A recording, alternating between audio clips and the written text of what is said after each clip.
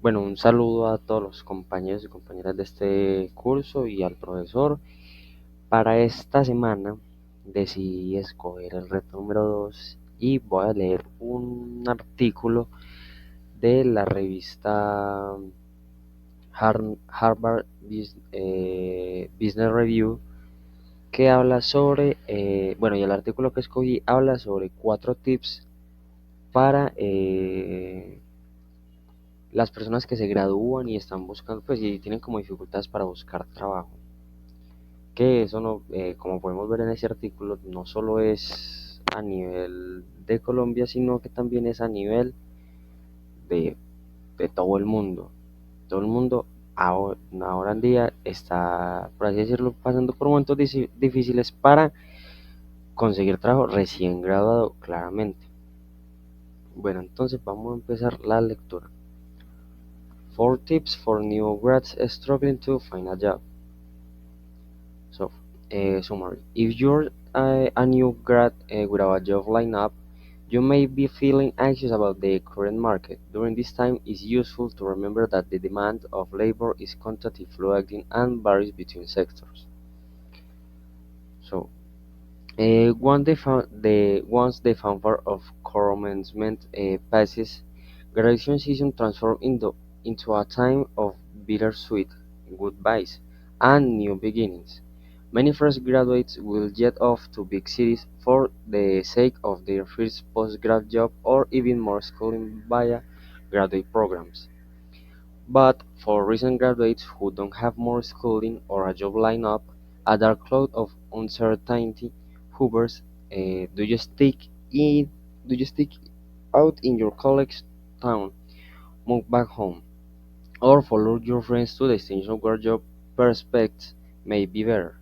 How should you spend your days now that classes are over?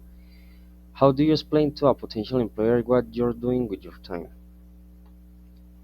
While the class of 2024 didn't graduate into a recession, some economists fear they are still hunting for jobs in a market that is primarily valuing skill over degrees and part-time over full-time work. If you're one of the many new graduates who doesn't have a post-grad job, here are 4 tips to keep in mind in the months following commencement according to career experts. And number 1, remember your worth. Before the COVID-19 pandemic, the employment rate in the US for recent grads was lower than that for the general population since 2021. However, fresh graduates have experienced higher employment rates. I don't want the state of the economy to discourage grads, said Cindy McGovern, author of Serve Yourself, How to Create Life and Sell a Powerful Personal Brand and a CEO of Orange Leaf Consulting. McGovern emphasized that not having a job lineup is neither normal nor abnormal. It's just where we are, looking at the greater scheme of the market, she added. In other words, the demand for labor is constantly fluctuating and varies between sectors. When the economy is in a lull, the job, the job search can feel discouraging. But ultimately, such factors are of your control. To stay motivated, it's helpful to acknowledge this and regularly remind yourself that it's not a reflection of your individual value or abilities. Pro tip: if you like long-term work experience, don't let it get you down. Everyone starts somewhere, and often being a newbie can have advantage. I would rather hire somebody young and hungry and full of fire in their belly than somebody that has 15 years of experience who's going to rinse and repeat. McGovern said, but sell me on the fact that you've got the fire in the belly. She explained that you can teach someone skill, but you can't teach them motivation. Number 2, reflect on what you really want. Uh, Upon entering the workforce, you may feel tempted to rush into action and accept the first other offer that comes your way, or follow your friends to big cities where opportunities seem endless. The need to secure a strong role, and the many benefits that come with it is real. But before making any moves, it's to your benefit to slow down and assess your wants and abilities. According to Liz Sastre, a professional coach with Iraqi partners, your first job out of school likely won't make or break your career, but it can still be a step in the right direction.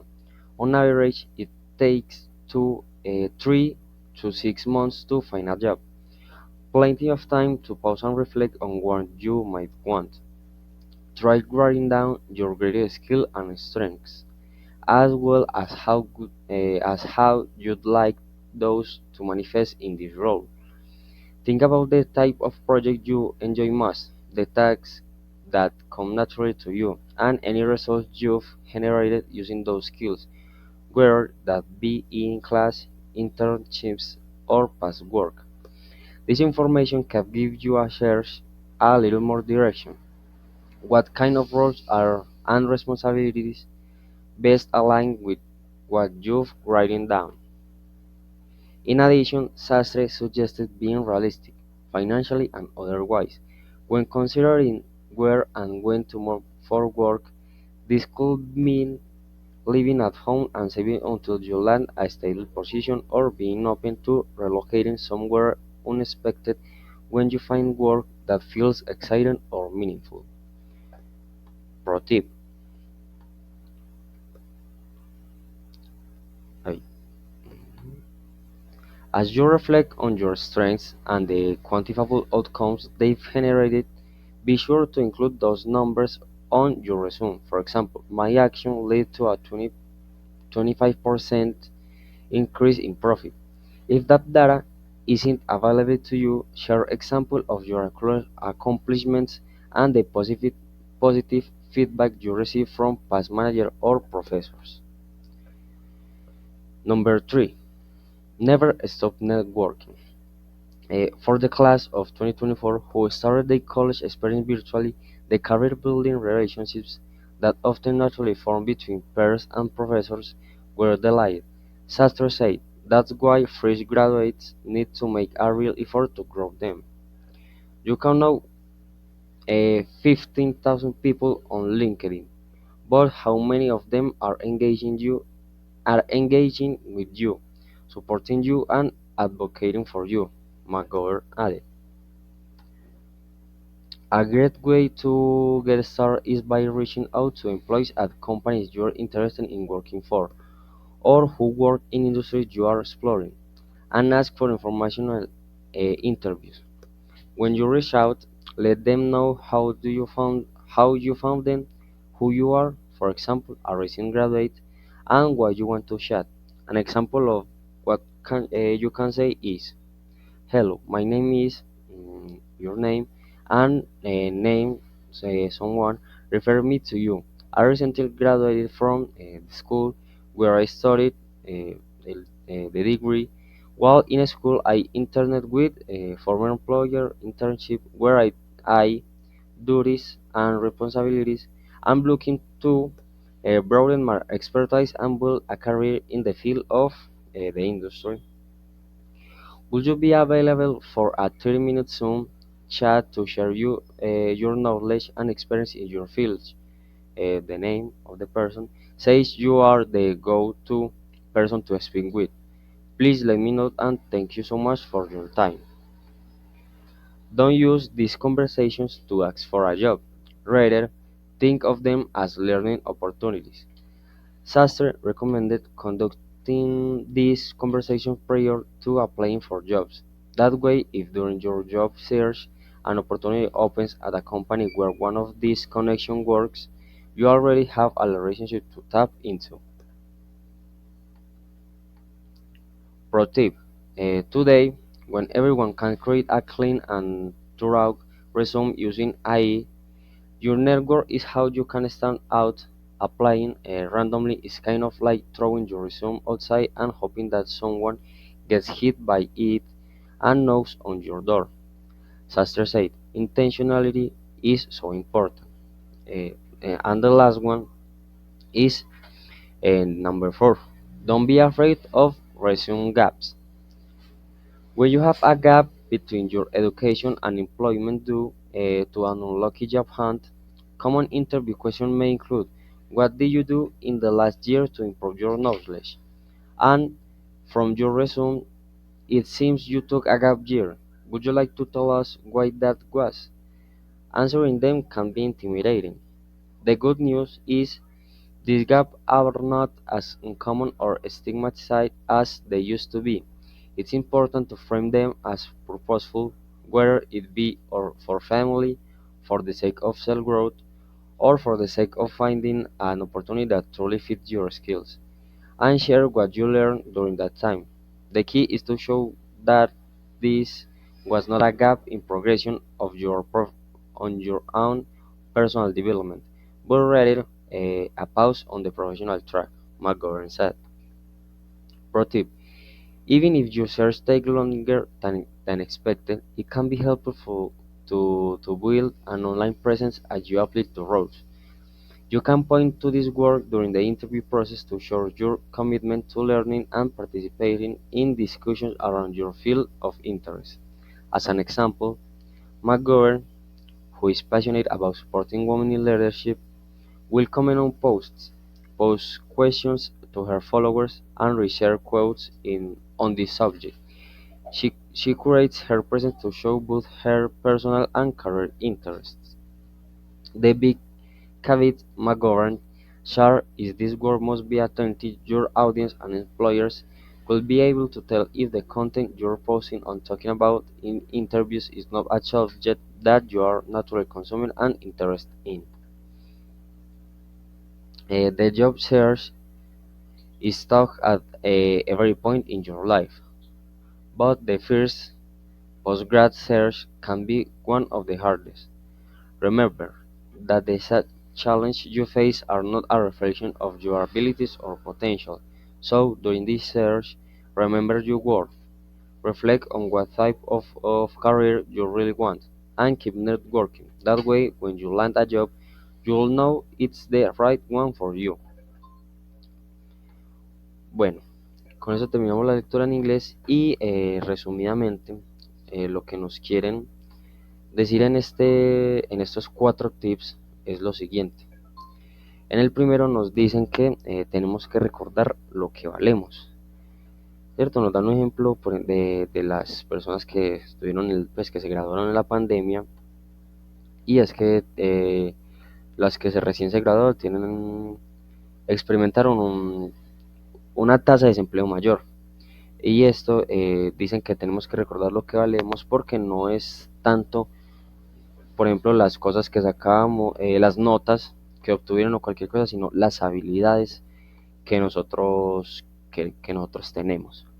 Bueno, la segunda dice que reflejemos qué de verdad queremos. O sea, acá nos hablan de que necesitamos ser claros en qué es lo que queremos en nuestro trabajo. Y pues nos dan algunos ejemplos, por ejemplo, con lo que dijo Liz Sastre, que es por así decirlo, un profesor o un entrenador profesional con esta compañía RKE Partners, ¿cierto? Entonces nos hablan también de que tenemos que reflejar qué es de verdad cuáles son las expectativas que de verdad tenemos en un trabajo que nosotros queremos.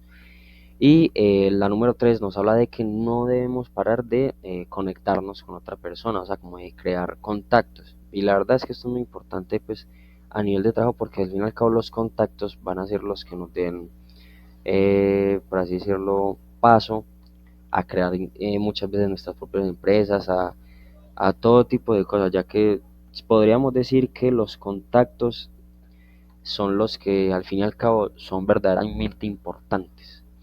No, obviamente hay que tener nuestras habilidades y tener el conocimiento, pero los contactos son de gran ayuda. Y por último, dice que no tengamos miedo de resumir o de decir como el tiempo que no hemos hecho nada, por así decirlo, que hay, por ejemplo, un tiempo desde que se graduó hasta que empezó a buscar trabajo o cualquier cosa, que muchas veces tomamos estos tiempos como tiempos inútiles en los que no hicimos nada, pero no, estos tiempos los podemos resumir o los podemos decir como si hubieran sido tiempos eh, para el crecimiento personal o incluso para seguir investigando sobre tu propia carrera. Y por último, nos dan pues como un pequeño resumen de que dice que es que la búsqueda de trabajo es difícil en cualquier punto de su vida, pero que la primera vez que buscas trabajo es la más difícil. Y pues ya nos resumen pues por así decirlo cada uno de los tips, nos los dicen, nos los vuelven a mencionar acá, obviamente ya resumidamente, y ya eso es lo que nos dicen en el último párrafo. Y bueno, así concluyo la lectura de este artículo del Harvard Business Review de Rachel Durrose sobre 4 tips para los recién graduados con dificultades para encontrar un trabajo.